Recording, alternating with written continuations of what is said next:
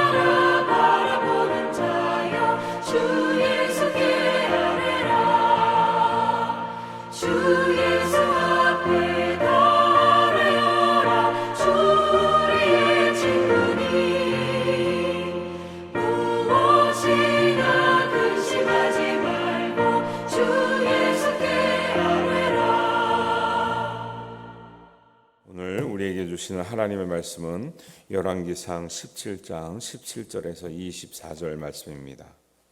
한 목소리로 봉독하겠습니다. 이 일 후에 그 집주인 되는 여인의 아들이 병들어 증세가 심히 위중하다가 숨이 끊어진지라 여인이 엘리야에게 이르되 하나님의 사람이여 당신이 나와 더불어 무슨 상관이 있기로 내 죄를 생각나게 하고 또 아들을 죽게 하려고 내게 오셨나이까. 엘리야가 그에게 그의 아들을 달라 하여 그를 그 여인의 품에서 받아 안고 자기가 거처하는 다락에 올라가서 자기 침상에 누이고 여호와께 부르짖어 이르되 내 하나님 여호와여 주께서 또 내가 우거하는 집 과부에게 재앙을 내리사 그 아들이 죽게 하셨나이까 하고 그 아이 위에 몸을 3번 펴서 엎드리고 여호와께 부르짖어 이르되 내 하나님 여호와여 원하건대 이 아이의 혼으로 그의 몸에 돌아오게 하옵소서 하니 여호와께서 엘리야의 소리를 들으시고 그 아이의 혼이 몸으로 돌아오고 살아난지라. 엘리야가 그 아이를 안고 다락에서 방으로 내려가서 그의 어머니에게 주며 이르되 보라 내 아들이 살아났느니라. 여인이 엘리야에게 이르되 내가 이제야 당신은 하나님의 사람이시오 당신의 입에 있는 여호와의 말씀이 진실한 줄 아노라 하니라. 아멘.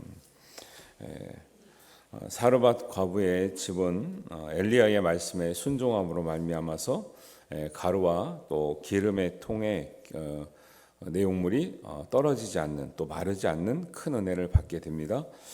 우리는 여기까지 보면 굉장히 이것으로 만족이 되죠. 저는 이 말씀 되게 좋아하거든요. 제가 헌금을 위해서 기도할 때 우리 성도들의 정말 마르지 않는 기름 항아리 되도록 늘 기도하고 하는데, 이제 성경을 보면 이제 거기에서 하나님의 뜻이 끝나지 않았다라는 걸 알 수 있어요. 왜냐하면 이제 이것이 해피엔딩이 되려면 마르지 않냐는 가루와 또 마르지 않냐는 기름통으로 딱 끝나면 모든 걸 채우시는 하나님으로 딱 끝나면 좋은데, 문제가 거기서 끝나지 않죠. 그 후에 더 심각한 문제가 벌어지죠. 과부의 아들이 알타가 죽습니다. 이런 것은 이제 우리가 이렇게 생각할 수 있어요. 하나님께서 우리에게 진짜 궁극적으로 원하시는 우리의 믿음의 마지막은, 또 믿음의 성숙의 완성도는 먹고 사는 문제를 해결하는 데에 있지 않고 우리가 사느냐 죽느냐의 문제를 해결하는 데 있다라고 우리가 이제 해석을 할 수가 있는 거죠. 먹고 사는 문제는 해결됐잖아요. 어려울 때 순종함으로 해결됐다. 근데 거기에서 끝이지 않고 뒤에 보시면 이제 왜 이렇게 나오는지 이제 말씀이 이제 증가하고 있거든요. 거기서 끝이지 않고 더 큰 위기를 만나요. 먹고 사는 문제가 해결됐는데 그럼 거기서 딱 끝나면 좋은데 더 큰 위기, 아들이 죽어요. 먹고 사는 문제는 사실 못 먹으면 죽을 수도 있지만 그렇게 말하는 건 아니고 그것이 해결됐잖아요. 먹고 죽으려고 했는데 해결이 됐어요. 그러면 그것으로 만족하는 삶을 살면 될 것 같은데 그게 아니라 하나님은 우리에게 알기를 원하시는 건 뭐냐면 사느냐 죽느냐의 문제를 해결해야 되는 거죠. 그래서 아들이 죽는 이런 현상이 일어납니다. 하나님의 뜻 가운데 있다고 볼 수 있는 거죠. 그래서 아들이 죽게 되자 사르밧 과부가 보이는 반응은 뭐냐면 우리가 늘 어떤 큰 문제를 만났을 때 보이는 반응하고 비슷해요. 18절에 보면 나와 더불어 무슨 상관이 있기로 내 죄를 생각하게 하고 또 내 아들을 죽게 하려고 오셨나이까 그래요. 이거를 세밀하게 보면 하나는 무슨 문제를 만나면 우리가 조금 양심 있고 신앙생활을 하는 사람들은 어떻게 생각하냐면 내가 무슨 큰 죄를 져서 이렇게 됐구나, 이게 죄책감에 좀 시달리는 경우도 있어요. 맞을 수도 있지만 다 맞지 않습니다. 이게 되게 중요해요. 죄 때문에 생기는 문제가 있긴 있죠. 다 그렇지 않다라는 거예요. 근데 이게 한쪽으로 치우치면 우리가 잘못된 신앙을 갖게 되는 거예요. 모든 문제를 죄. 그래서 거기서 또 이단이 나옵니다. 저는 이거 너무 한국교회 너무 심각하다고 생각해요. 성경적으로 말씀을 받아들이지 않고 있는 그대로 믿지 않고 사람의 생각을 덧붙여 믿기 때문에 거기서 수많은 이단이 발생되는데, 문제는 교회 안에도 그렇게 생각하는 흐름이 있어요. 그래서 건강하지 않는 신앙생활을 하게 되는 거죠. 하나님 앞에 최선을 다해서 올바르게 살면서도 늘 죄책감에 시달리는 거죠. 죄가 있으면 회개하면 되거든요. 죄책감에 시달리는 건 하나님의 뜻이 아니에요. 그리고 또 하나는 뭐냐면 당신 때문에 우리 아들이 죽었다는 거죠. 당신이 안 왔으면 안 죽었을 건데. 엘리야 보고 오는 거예요. 내 아들을 왜 우리 집에 와가지고 아들을 죽게 합니까? 엘리야가 아들을 죽게 하려고 왔나요? 아니, 그렇게 하나님은 아들을 죽게 하려고 보낸 것도 아니고 또 엘리야 때문에 죽은 것도 아니거든요. 자기 죄책감 때문에 죽은 것도 아니에요. 사람들이 이런 반응 때문에 힘들게 한다는 거죠.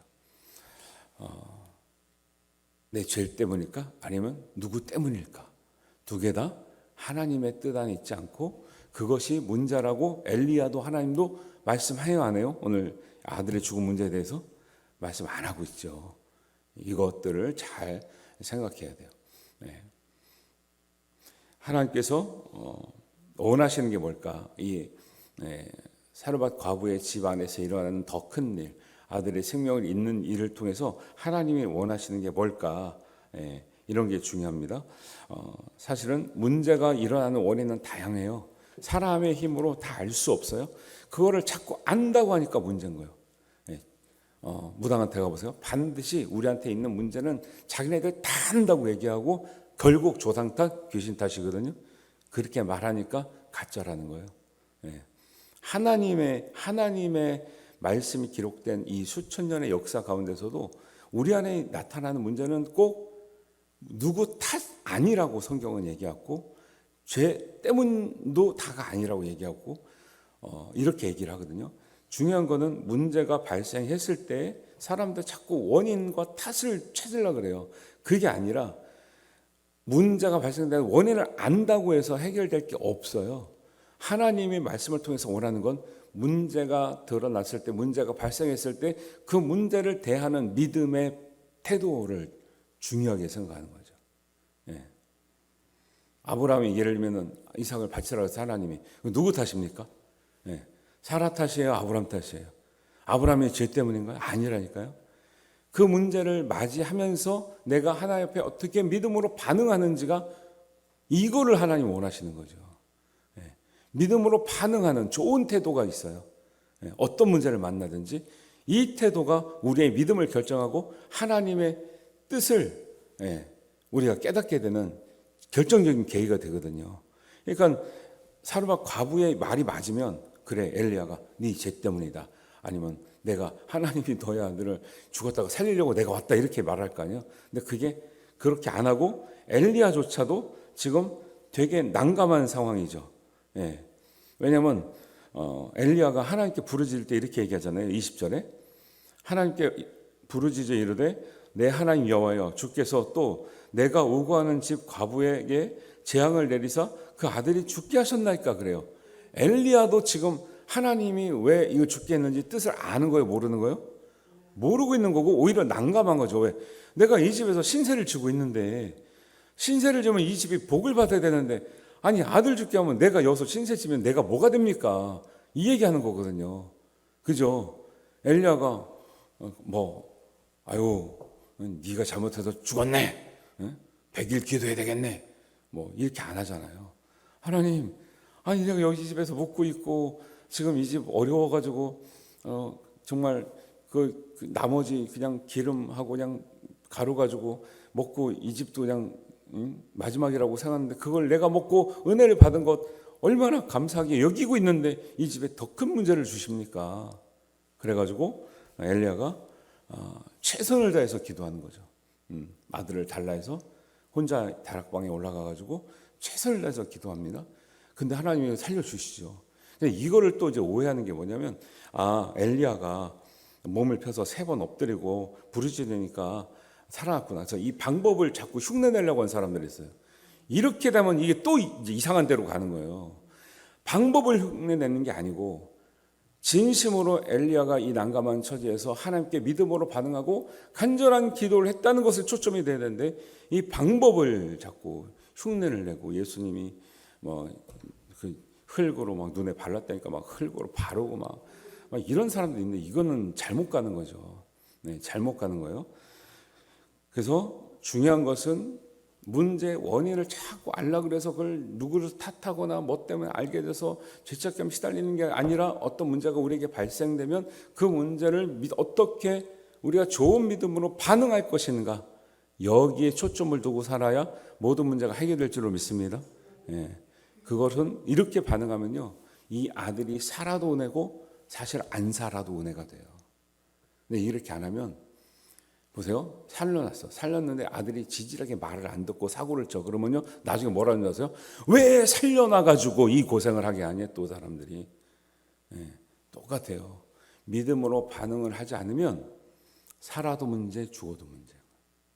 믿음으로 반응하면 살아도 은혜, 심지어는 정말 죽어도 은혜인 거예요. 엘리야가 순수한 마음으로 정성을 내서 사르밧 과부의 아들을 기도하면서 소생이 되는 은혜를 잊게 되죠. 사실 엘리야도 왜 죽었는지, 기도하면 살아날지 안 살아날지 몰랐어요. 최선을 다해서 기도한 거예요. 근데 하나님이 은혜를 주셔서 살아나게 됩니다. 이제 보세요. 여기까지도 사르밧 과부도 원인과 문제를 모르고 엘리야도 난감하고 최선을 다해서 기도한 거예요. 그런데 이것이 하나님의 진짜 뜻이 있었구나를 맨 마지막 절에 가서 알 수 있는 게 뭐냐면 24절에 갑니다. 24절에 가서 여인이 엘리야에게 이르되 내가 이 단어가 여러 군데 나와요. 결정적일 때 내가 이제야 뭐를 깨닫게 됐어요? 당신은 하나님의 사람이시오 당신의 입에 있는 여호와의 말씀이 진실한 줄을 아노라 그래요. 아니 이거를 기름 항아리가 마르지 않을 때 알 수도 있었을 거 아니에요. 하나님의 말씀이 진실한 줄을 통에 가루가 떨어지지 않을 때 알 수도 있었을 건데 결국 그때까지만 해도 아는 줄 알았더니 사르밧 과부가 진짜 믿음을 깨달은 줄 알았더니 아니 여기 와서 다 읽고 나니까 그때 깨달은 것은 부분이고 아들이 죽었다 살아나서야 뭘 깨달았어요? 하나님의 말씀이 진실인 줄을 이제야 알았다고 고백을 하는 거예요. 하나님 입장에서도 아브라함이 백사의 아들을 얻으면 하나님을 경외한 줄 알았더니 그게 아니라 25년, 약 25년 후에 한 40년, 한 25년 후에 하나님이 아들을 준다고 하는 태어나고 한 15살, 그러니까 태어나서는 한 15년, 약속하신 지는 한 40년 후에 하나님께서 이삭을 바치라고 해서 바치고 난 뒤에 하시는 말씀도 그때도 등장하는 단어가 뭐예요? 이제야 네가 나를 경외하는 줄 알았노라는 거예요. 여러분 믿음이 검증이 쉽게 되지 않아요. 그런데 우리가 꼭 들어야 될 하나님께 들어야 될 말씀도 이제야 우리가 고백해야 될 말씀도 이제야 뭘 알아요? 하나님의 말씀이 진실인 줄을 알았습니다. 하나님도 우리가 진실로 하나님을 경외한 줄 하나님도 아시고 우리도 알았다고 고백해야 될 때가 있어야 될 줄 믿습니다. 이런 것들을 사르밧 과부가 깨닫는 계기가 됐다는 것이죠. 기름 항아리 가루통이 채워지는 때에서 깨달은 게 아니라 먹고 사는 문제가 해결돼서 깨달은 게 아니라 살고 죽는 문제가 해결돼서 나서야 이걸 하나님 말씀이 진실인 것을 깨닫게 되는 계기가 있었다. 하나님은 먹고 사는 문제를 해결하는 데 수준으로 사는 삶이 아니라 내가 살고 죽는 하나님 말씀이 진실인 것을 깨닫는 수준까지 나오기를 바라시는 줄 믿습니다. 우리가 신앙적으로 완성되어야 될 단계는 2단계지 그냥 교회 다니니까 어려운 것들이 해결돼 가지고 잘 먹고 사니까 그냥 하나님 감사합니다 이런 데 머무는 게 아니죠. 모든 말씀이 하나님 말씀이 진실이구나 참 그렇구나 모든 말씀이 생명의 말씀이구나 우리가 살기 위해서 육의 양식이 아니라 앞에는 육의 양식을 해결됐잖아요. 영의 양식을 먹고 살아야 되는구나를 깨닫는 계기가 될 때 우리 신앙이 온전해질 줄 믿습니다. 이런 것이죠. 하나님의 복은 단지 우리가 먹고 사는 문제를 해결했다고 끝난 것이 아니라 영의 양식, 하나님의 말씀이 참된 생명의 양식인 줄 우리가 알게 되므로 우리의 신앙이 온전해지는 줄 믿습니다. 사르밧 과부의 이야기는 여기까지 같이 묶어서 봐야 온전히 이해한 거지. 제가 안타까운 마음으로 간절한 마음으로 성도를 위해서 정말 통에 가루가 끊이지 않고 기름 항아리가 마르지 않도록 저는 진짜 기도 많이 한다니까요. 왜냐하면 성도들의 삶이 참 너무 어렵기 때문에 이게 마르면 엄청난 실족하거든요. 그래서 제가 그런 건 안 되도록 정말 기도 많이 하지만 이제 궁극적인 마음은 여기서 끝나는 게 아니고 성도들이 먹고 사는 문제에서 해결됐다고 그냥 여기서만 기뻐하는 게 아니라 영적인 양식을 먹고 하나님의 참된 말씀이 진짜인 줄 알고 정말 내 스스로가 엘리야의 기도에 의존한 신앙이 아니라 내 스스로의 믿음과 기도가 하나님 앞에 참된 신앙이 되기를 바라는 데까지 우리가 나가야 될 줄 믿습니다. 이 신앙으로 기도하시고 이 말씀을 붙들어 여러분 항상 정말 역의 양식, 육의 양식이 풍성한 삶을 누리시기를 주님의 이름으로 축원합니다. 기도하겠습니다. 하나님 아버지 은혜를 감사합니다.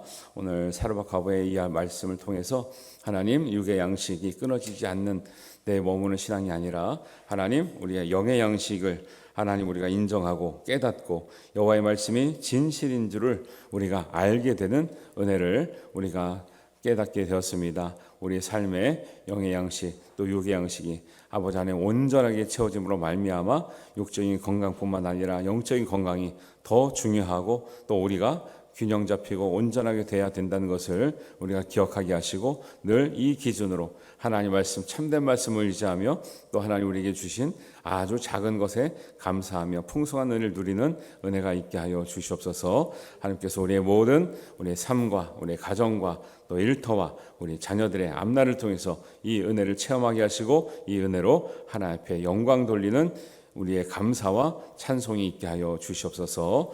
예수님의 이름으로 기도하옵나이다. 아멘.